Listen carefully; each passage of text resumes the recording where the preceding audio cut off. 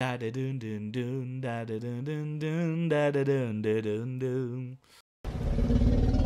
on meurt en héros, soit on vit assez longtemps pour se voir endosser la peau du méchant. Pour ce genre de choses, il existe des hommes comme moi. Il t'arrive de saigner. Vous pouvez respirer, vous pouvez cligner des yeux, vous pouvez pleurer. Ah, m'a ramené le conduit, celle-là. Maintenant que j'ai votre attention, Accroche-toi, petit. Salut à tous, c'est Fab et Desgarmat sur ma chaîne et aujourd'hui on parle de plateforme de streaming et oui, on va parler de Netflix parce que Netflix, encore une adaptation tirée de manga. Donc là, ils nous ont présenté leur version de Nicky Larson. Du coup, la vidéo sera faite en plusieurs parties, donc à la fois mes attentes et le synopsis, parce que vous allez voir, le synopsis est très rapide. Ce que je retiens, qu'est-ce que j'ai aimé, qu'est-ce que j'ai moins aimé, pardon, sans spoiler, avec une petite conclusion. Chargé. Il était une fois une Du coup, mes attentes, moi j'aime beaucoup l'univers City Hunter, Nicky Larson, donc la série j'avais vraiment adoré, même au niveau des films d'animation, Service Secret reste mon préféré, on va dire déçu de l'animation qu'on a eue en janvier 2024, il me semble que c'était janvier, début d'année 2024, j'en ai parlé sur la chaîne, assez déçu par rapport aux révélations au niveau de Nicky Larson, mais j'avais beaucoup aimé le final. Au niveau live action, avec Jackie Chan, j'avais plutôt pris ça comme une parodie. Avec Philippe Lachaud, le côté comédie, et c'était un peu la bande à Fifi, c'est ça, donc bon. Mais ça manquait un peu le côté badass de Nicky Larson parce que qu'est-ce que j'aime dans son personnage, c'est que tu peux passer de la folie, de la comédie, de la bêtise même. En gros, voilà, Nicky Larson, son point faible, il est très très plus que sensible aux jolies filles. Donc lui, c'est surtout ça, surtout si la fille est mignonne. Nicky Larson ne craint personne.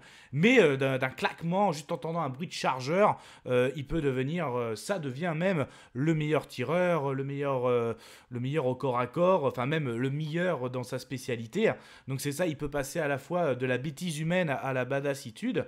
Donc ça manquait de ça vraiment dans l'équipe de ce qu'avait proposé Nicky Larson, même si on voyait que Nicky Larson était un passionné de la série, ça c'est clair. Mais voilà, donc est-ce que Netflix allait vraiment se concentrer là-dessus? Donc j'avais beaucoup de ça au niveau des attentes, donc assez déçu de la partie de l'animé 2024.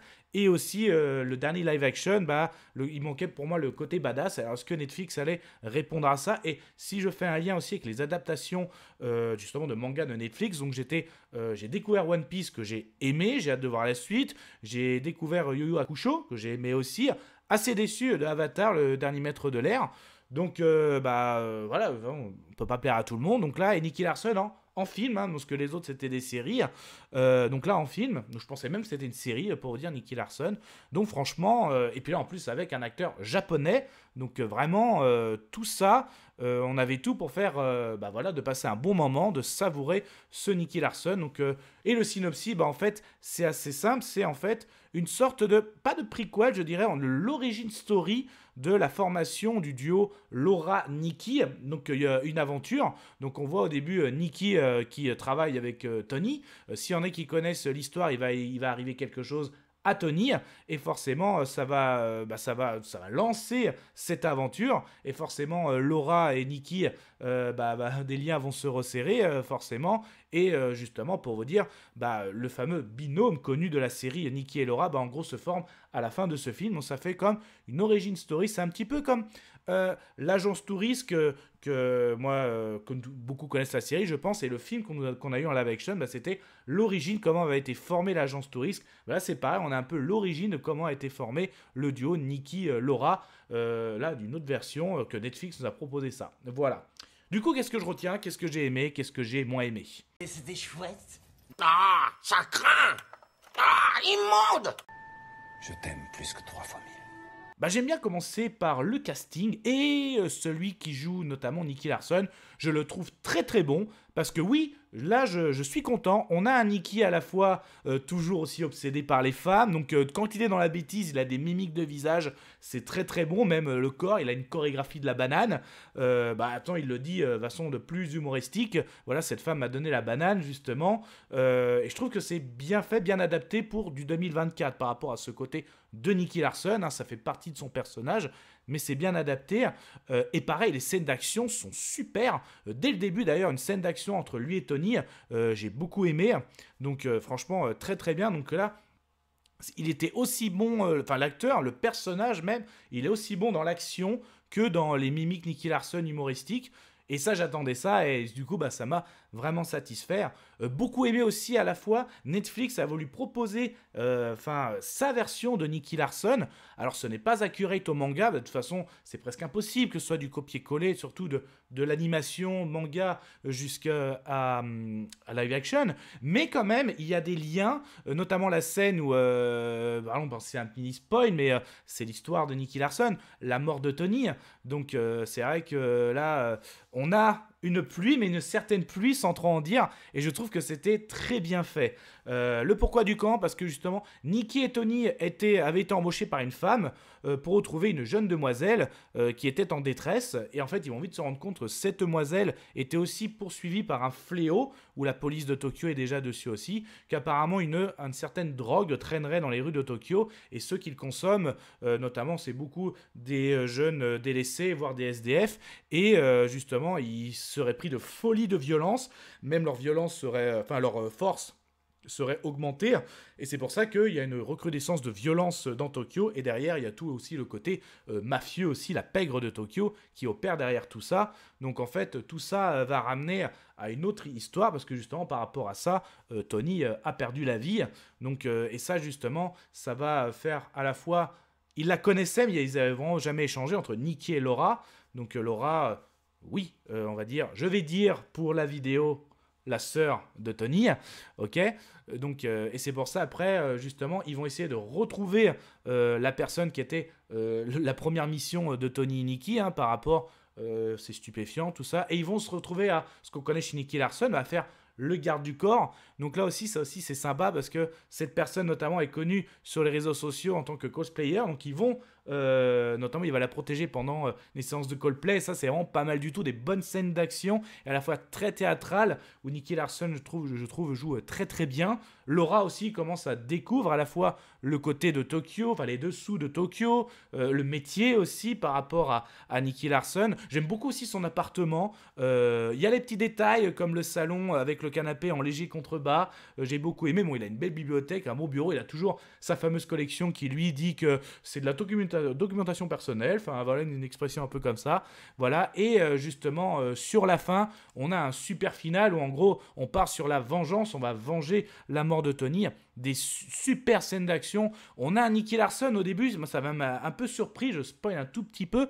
Donc au début il utilise des armes, pas forcément son 357, donc il a pistolet mitrailleur, tout ça, et c'est vraiment des super scènes d'action. Donc là on retrouve le côté manga, donc il fait des choses de folie avec les armes, mais justement la deuxième partie du combat, là c'était un peu le début du combat avec les armes que là il sort son fameux 350, et tu vois que c'est sa spécialité. Enfin moi j'ai ressenti que c'est vraiment son arme, parce que même au début il avait d'autres armes, mais c'est vraiment son arme, c'est celle-là, et ça se ressent, c'est super. Il fait des choses vraiment de Nicky Larson, il peut te déboulonner, enfin avec son arme il peut à distance te déboulonner quelque chose, avoir un câble fin. On retrouve tout ça dans des postures très très bon au combat, même au corps à corps, mais même comment il manipule les armes et comment il démonte ceux des méchants, ou quand lui il recharge avec son 357, c'est très très bon. Donc même à un moment justement Laura fait l'assistante, quand il lui fait quand il a plus de bastos avec le mitrailleur, chargeur, elle lui lance les chargeurs, lui il recharge de façon très très cool,